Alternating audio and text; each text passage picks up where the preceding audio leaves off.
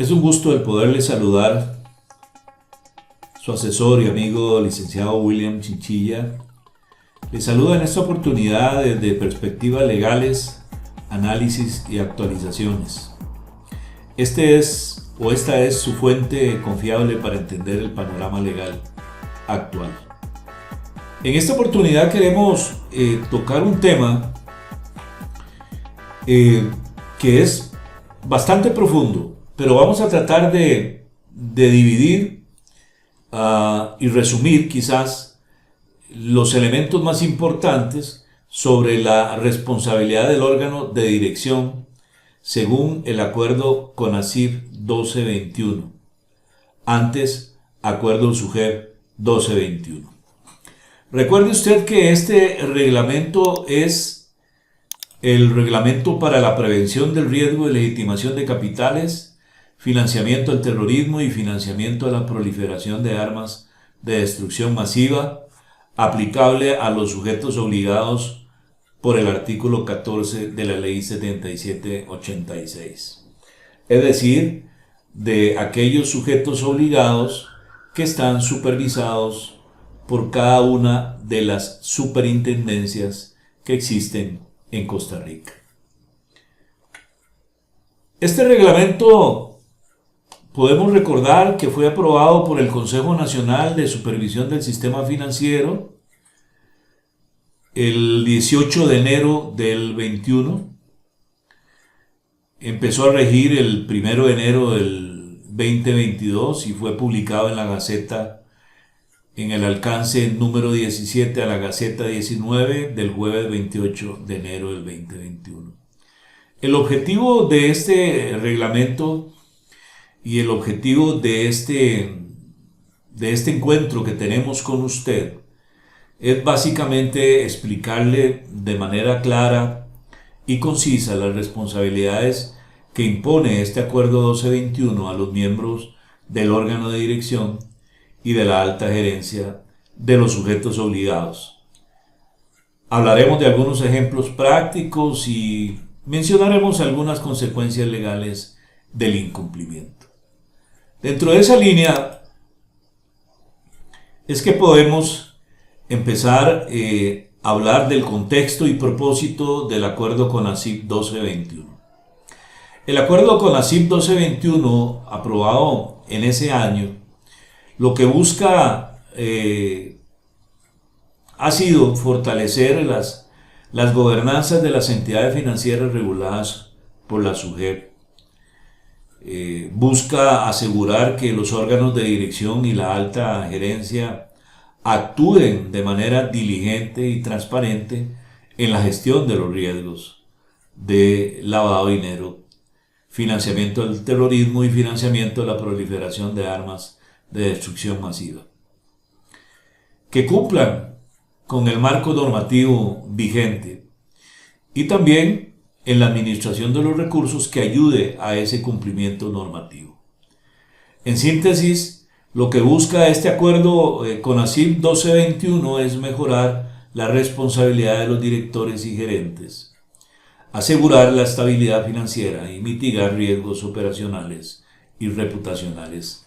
Es quizás uno de los acuerdos más relevantes, pero más también, diríamos, tiene una dimensión verdaderamente profunda, no solamente en el contexto normativo, sino en la vida institucional de cada sujeto obligado, de los que son supervisados por cada una de las superintendencias de este país, pero también deja claramente delineados, desarrollados e implementados una serie de principios que establece el reglamento de gobierno corporativo.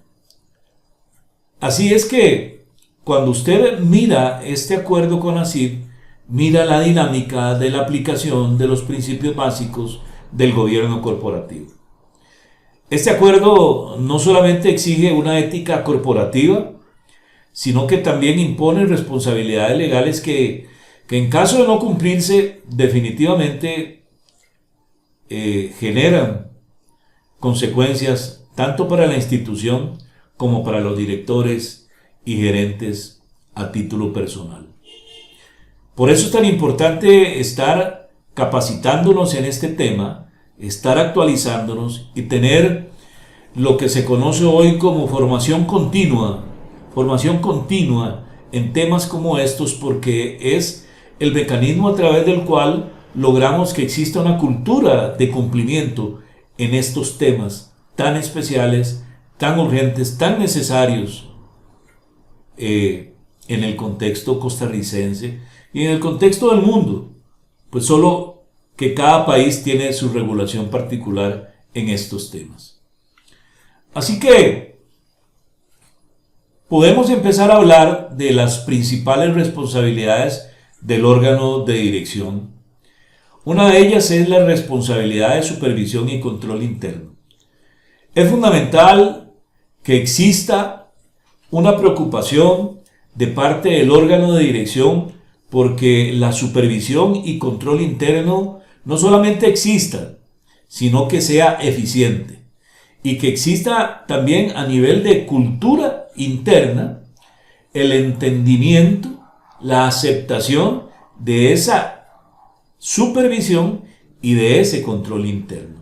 Es fundamental que el personal en las diferentes jerarquías comprenda, entienda, acepte el grado vinculante de estos principios. Por eso hablamos de que, en primer lugar, los directores tienen la responsabilidad de asegurar que la entidad cuenta con un sistema de control interno robusto. Y en esto se basa la supervisión también de su GER, de su GEVAL, de su PEN o de su GESE, según sea las características o la actividad principal de su sujeto obligado. Esto implica entonces que la supervisión de políticas, procesos y sistemas que minimicen los riesgos operativos, financieros y reputacionales van a estar precisamente nutridos por esta visión. Y cuando hablo de nutridos es precisamente porque van a alimentar, van a fortalecer esta visión y consecuentemente la imagen, la reputación del sujeto obligado. Un buen ejemplo sería la creación de comités de auditoría interna que garanticen el cumplimiento de las normativas de prevención de lavado de dinero, financiamiento del terrorismo. Sabemos que el Acuerdo 1221 establece la necesidad de que exista ese comité de auditoría interna. También el comité de cumplimiento. Cada uno con su área de trabajo, cada uno con su aspecto funcional, cada uno con su competencia o su actividad diaria y cada uno con un peso verdaderamente fundamental en la actividad diaria del sujeto obligado. Por ejemplo, imaginemos una situación en la que un comité de cumplimiento, por ejemplo, nada más por ejemplo, ¿verdad?, no muestre interés en los controles adecuados para detectar operaciones sospechosas. Y como consecuencia de esa pasividad o de esa negligencia, se detecta una violación a las normativas de prevención de lavado de dinero y financiamiento del terrorismo. ¿Qué pasaría? ¿Los directivos, los directores podrían enfrentar sanciones regulatorias verdaderamente severas e incluso responsabilidades penales dependiendo de el evento ante el cual estemos? Pero esto podría generar también responsabilidad institucional. La obligación de la aplicación del derecho disciplinario preventivo y entonces podría generar el pago de multas verdaderamente importantes. Pero también hay riesgos hay otros elementos que se pueden ver afectados. ¿Por qué? Porque también está el riesgo reputacional como consecuencia de este riesgo legal. Tenemos que entender que todos los días tenemos y nos sometemos y nos enfrentamos al riesgo reputacional, consecuencia de no hacer o consecuencia de hacer mal las cosas que dice la normativa que hay que hacer. Y el riesgo legal, que es precisamente la posibilidad de que nos sancionen con multas, con sanciones legales, con daños y perjuicios, con sanciones penales, en caso de que actuemos negligentemente o dolosamente en el incumplimiento de la normativa preventiva de lavado de dinero. Por eso, esta responsabilidad de supervisión y control interno es fundamental y es importantísimo que exista la cultura interna de aceptarla, reconocerla, respetarla y llevarla a la realidad. Este segundo principio o principal responsabilidad del órgano de dirección es la responsabilidad de información transparente. Fundamental, y en los últimos días hemos tenido situaciones en el contexto financiero en donde se ha criticado la falta de transparencia. Claro, no tiene que ver con prevención de lavado de dinero, tiene que ver con otros temas, pero se ha hablado de la falta de transparencia, de la falta de cumplimiento del gobierno corporativo. Esta es una de las responsabilidades críticas y consiste precisamente en la necesidad de asegurar que la información financiera y operativa que se presenta a los reguladores o supervisores sea precisa y transparente. Oiga bien, precisa y transparente. Cuando hablamos de precisa es de especificidad, pero también hablamos de oportunidad en el momento oportuno. Transparente, que sea clara, que diga todo lo que tiene que decir precisamente, sea bueno o sea malo. Esto significa que las declaraciones e información financieras deben reflejar fielmente la situación de la entidad. Pero en el campo de la prevención del lavado de dinero implica presentar los informes que hay que presentar de manera oportuna y de manera clara y precisa, siguiendo los requisitos que establece el supervisor y la doctrina sobre ese tipo de informes. Debe haber transparencia, debe haber sentido de oportunidad, debe hablarse claro respecto de lo que se está viviendo a nivel interno sobre la prevención del lavado de dinero. Dentro de ellos, claro, la comunicación de operaciones sospechosas. Si hablamos de un ejemplo práctico, podemos pensar quizás en un miembro del órgano director que avala un informe financiero o un informe de cumplimiento que omite irregularidades o riesgos significativos. Ese director podría estar incurriendo en responsabilidades directas por la falta de transparencia. Importante es esto. Cuando estaba naciendo la nueva regulación sobre gobierno corporativo y empezaban a promoverse todos los principios del gobierno corporativo que están vigentes hoy, y se hablaba también de la normativa que venía, que es esta que estamos hoy comentando, se decía de parte del supervisor con mucha claridad lo siguiente: yo necesito que todos hablen en la junta directiva. Necesito saber cuál es la opinión de cada uno de los directivos, directores, sobre cada uno de los puntos que se llevan de agenda. No puede ser posible que solamente hable el gerente y que solamente luego afirme o acepte el presidente y todos los demás en silencio. No es posible, eso no es el espíritu de un órgano colegiado, decía el superintendente de aquel momento. Y se mantiene la inquietud y en algunos casos se mantiene la queja, se mantiene la irregularidad. No todos hablan. Y es fundamental que cada directivo dé su opinión. ¿Por qué? Porque esa opinión debe quedar registrada en el acta correspondiente. Y podría ser que el día de mañana esa expresión, esa manifestación suya, le salve de la responsabilidad disciplinaria o de la responsabilidad civil o de la responsabilidad penal. Por eso es tan importante que usted diga: sí apruebo por esto, esto y esto, o no apruebo por esto y esto y esto. Tengo que consultar esto, esto y esto. Requiero que me amplíen el informe en esto, esto y esto, de previo a dar mi opinión, por ejemplo. Entonces, entendamos, y la experiencia nos está enseñando cada día, de que la voluntad colegiada es fundamental, pero la voluntad colegiada se construye con la manifestación expresa, voluntaria e independiente de cada uno de los miembros del órgano de dirección. Y así tiene que estar consciente cada uno de los integrantes del órgano de dirección. Por eso, en la normativa correspondiente se habla de requisitos de idoneidad. Pero bueno, este no es el momento para hablar de ello. Luego hablaremos de eso en estas nuevas entregas.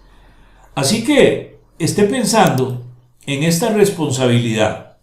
Dentro de estas principales responsabilidades del órgano de dirección también sobresale la gestión de riesgos estratégicos.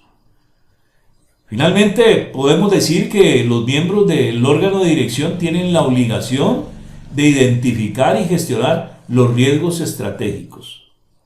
Bueno, cada sujeto obligado tiene un departamento, una dirección, un área de riesgos.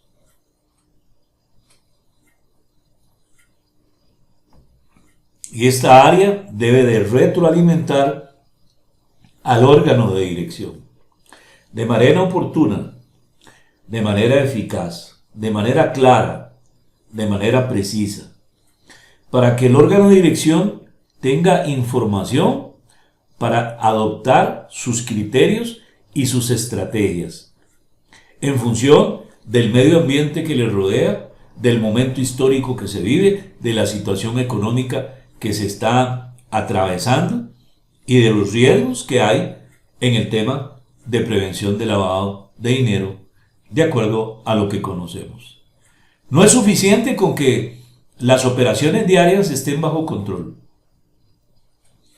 Los directores deben de prever y gestionar los riesgos a largo plazo, como los cambios, por ejemplo, los cambios regulatorios o las crisis económicas.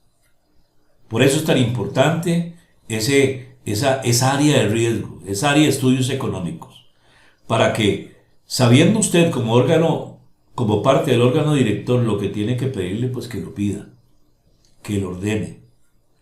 Y también los miembros de esas áreas de oficio lleven la información al órgano de dirección, que el órgano de dirección requiere para establecer estrategias de gestión de riesgos.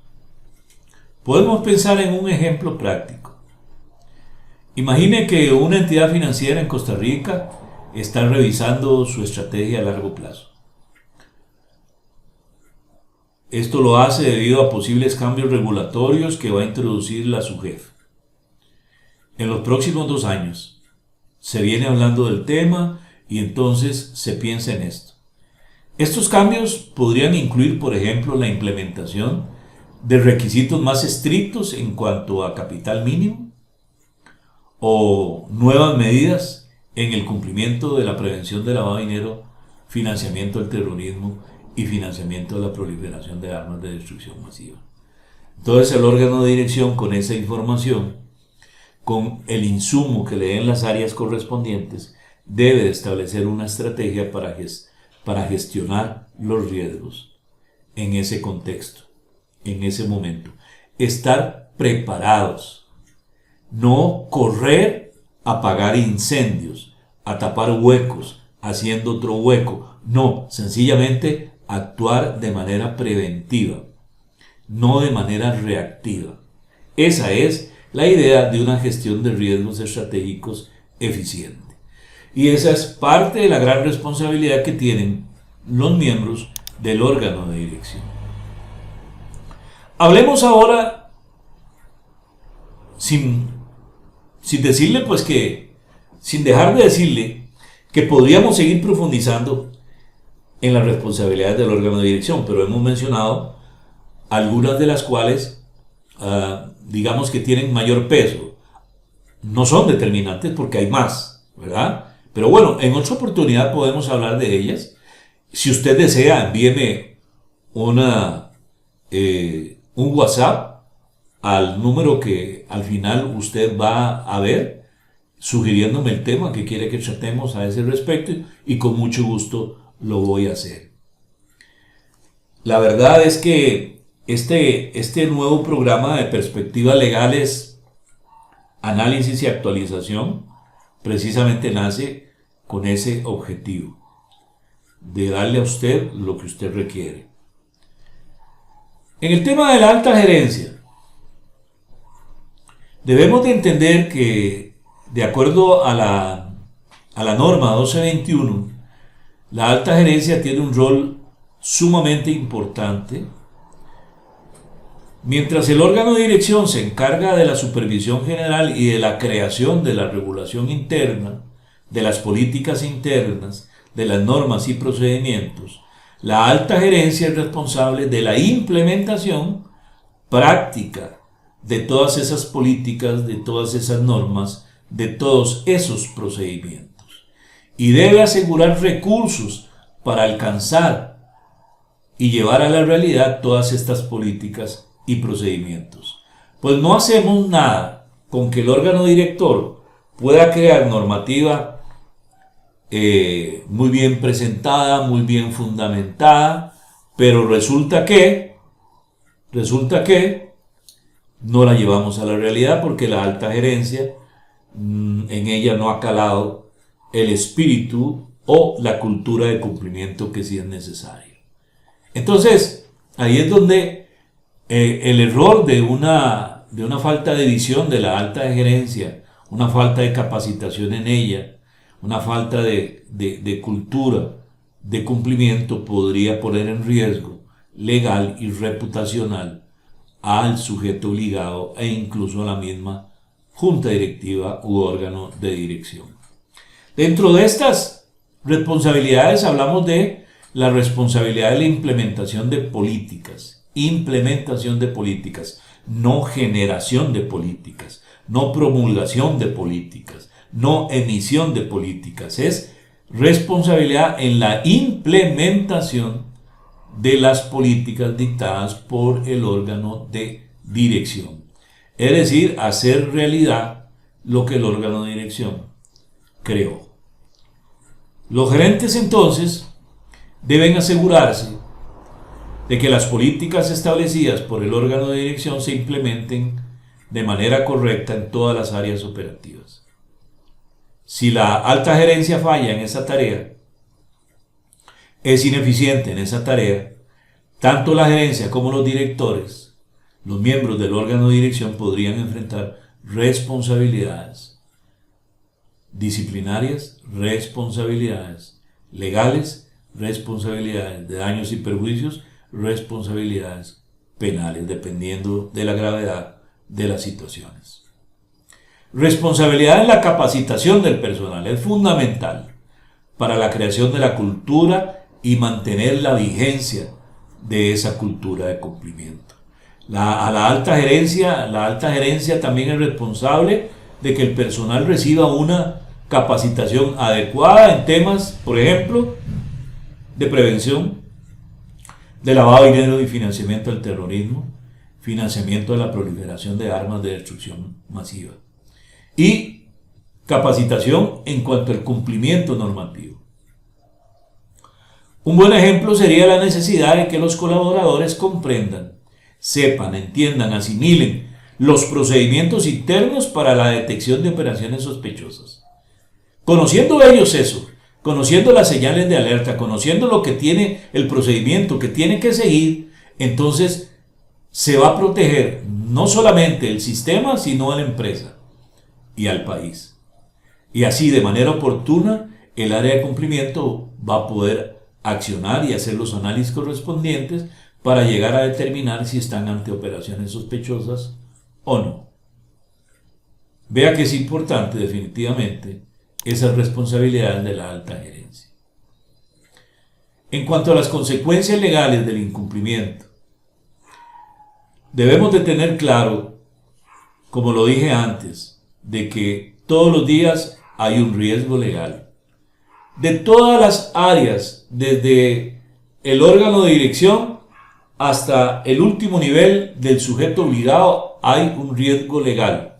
Es decir, hay un riesgo legal ante el incumplimiento de las responsabilidades del acuerdo con la CIP 1221 o ante el incumplimiento de la ley número 7786 de prevención de lavado de dinero, ante el incumplimiento de la normativa sobre gobierno corporativo. Es necesario esa conciencia. Las consecuencias legales pueden ser graves. El artículo 81 de la ley 7786 establece los diferentes escenarios de sanción, de aplicación del derecho disciplinario preventivo cuando los sujetos del artículo 14, sujetos obligados del artículo 14, incumplen con la ley y con el ordenamiento. Igual, la normativa nos remite a ese tipo de esquema sancionatorio. Las consecuencias definitivamente incluyen desde sanciones administrativas, como lo decía, multas significativas, hasta responsabilidades penales para los directores y gerentes que no actúan con diligencia. Les remito al artículo 70 de la ley 7786. Es clarísima esa ley cuando sanciona la negligencia y establece la responsabilidad corporativa para que haya sanción de tipo penal y el porqué y las consecuencias de ella. Pero también está el riesgo reputacional, como lo dije antes. Si sancionan a su empresa, a su sujeto obligado, con una multa importante por incumplir el ordenamiento preventivo de lavado de dinero, de fijo, usted tiene que pensar en que se va a ejecutar, se va a realizar un riesgo reputacional. Su marca se va a ver perjudicada, su prestigio se va a ver perjudicado, definitivamente. Por eso es tan importante la cultura de cumplimiento y es tan importante lo que estamos hablando. Pensemos en un ejemplo práctico. Si una entidad financiera se ve involucrada en una operación de lavado de dinero por fallos en controles internos, tanto los directores como la alta gerencia pueden ser sancionados. Esto puede incluso desembocar en juicios penales en los casos más graves. Por eso los remití al artículo 70. El artículo 70 sanciona penalmente la negligencia, la culpa.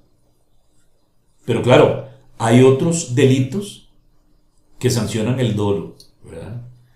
Pero también es importante que haga un ejercicio de qué pasaría si a su sujeto obligado le aplican los escenarios de sanción del artículo 81 de la ley 7786. Por ejemplo, haga los números, afine el lápiz, hágale punta al lápiz y dependiendo del patrimonio de su sujeto obligado, así va a ser el boom de la sanción. En días recientes escuchamos cómo ya en última instancia quedó firme una resolución de sanción a un banco por no haber cumplido con el ordenamiento preventivo de lavado de dinero, más de 1.000 millones de colones de sanción. En un caso muy sonado, con el famoso caso Ecoteva.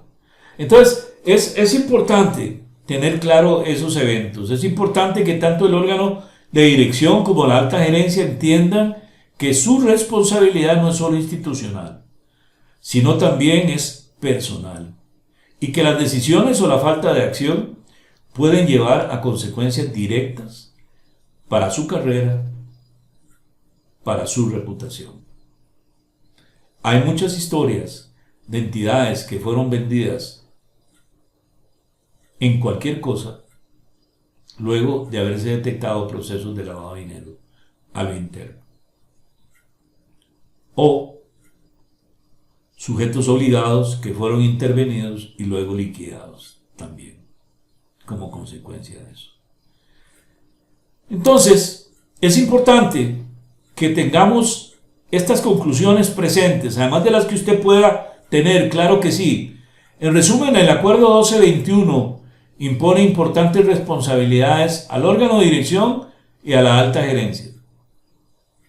Estas responsabilidades no solo buscan proteger a la entidad de riesgos operativos, sino también buscan garantizar una gestión ética, transparente y en cumplimiento con las normativas vigentes.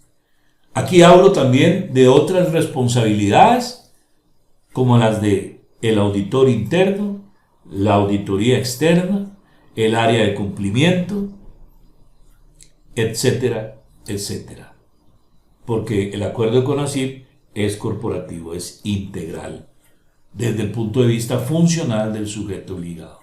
Número 2, si forma parte de un órgano de dirección usted o es parte de la alta gerencia, le invito muy respetuosamente a revisar y fortalecer los controles internos de su organización para cumplir con estas exigencias. Valore si tienen el principio de formación continua en su empresa. Y recuerde que el cumplimiento no es solo una obligación regulatoria, sino una oportunidad para fortalecer la confianza y la reputación de su entidad en el mercado. La experiencia nos enseña que un sujeto obligado que tiene la cultura de cumplimiento se aprecia su valor en el mercado, su reputación aumenta, su prestigio aumenta. Al contrario, una que no tiene la cultura de cumplimiento arraigada, entonces se deprecia e incluso a posibles aliados comerciales no les interesa entrar en alianzas con ese tipo de sujetos obligados. Así que es importante, muy importante que repase lo que hemos conversado aquí. Nosotros estamos para servirles a través de perspectivas legales, análisis y actualización. Lo que buscamos, lo que anhelamos es que nos convirtamos en su fuente confiable para entender el panorama legal actual. Así que si tiene un tema que usted desea que desarrollemos, con mucho gusto envíemelo al WhatsApp, llámeme por teléfono, envíeme un correo electrónico. Estamos para servirle en asesoría, consultoría, capacitación virtual, capacitación especialmente elaborada para usted, capacitación presencial. En todas estas áreas le podemos colaborar con demasiado gusto. Para mí ha sido un honor y un privilegio poder compartir estos minutos con usted sobre este tema. Si tiene alguna inquietud, una consulta, envíemela al WhatsApp y con mucho gusto le puedo llamar para aclarar.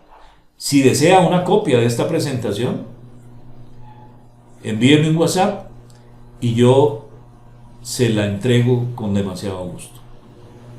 Deseo que Dios le esté bendiciendo en absolutamente todo. Hasta pronto.